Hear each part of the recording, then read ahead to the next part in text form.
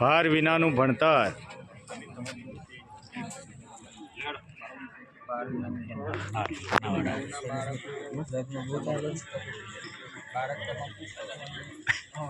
તમામ ચોપડાઓ લઈને આવે એનું વજન વધારે લાગે. તો એ સમસ્યા અંતર્ગત મેં માસવાર અભ્યાસક્રમ પ્રમાણે દર મહિનાનું અલગ પુસ્તક બનાવ્યું છે સપ્ટેમ્બરથી જાન્યુઆરીમાં, જેથી કરીને તમામ વિષય પહેલાં અમે બધા પુસ્તકો વજન કર્યું. હા પુસ્તકને કાપી નાખ્યું. આ બાઇડિંગ કરવા માટે કાપ્યું એટલે જુદું પાડીને બનાવેલું. પેલા સાહેબ અમે જે આ પુસ્તકોનું બેગનું વજન કરેલું તો 5 કિલો 300 ગ્રામ થયું.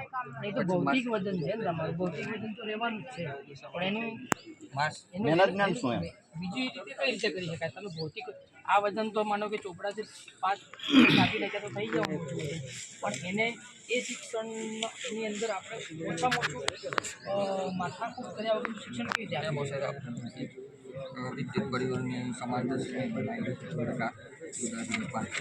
આમાં કોઈ પણ એક જાણવું છે કે બાળકને ભાર વગરનું ભણતર તો ઘરેથી ભાર વહન કરીને આવે છે, તો એના માટે કોઈ ઇનોવેટિવ આઈડિયા કંઈ કર્યો છે તમે? ના, પ્રવૃત્તિલક્ષી શિક્ષણ. પ્રવૃત્તિલક્ષી શિક્ષણ મારું ખાલી કહેવાનું કે બાળક ઘરેથી દફતર રાખી મતલબ 5 કિલો 10 કિલો વજન આ ઉચકીને આવે છે, તો એને આપણે મતલબ એ વજન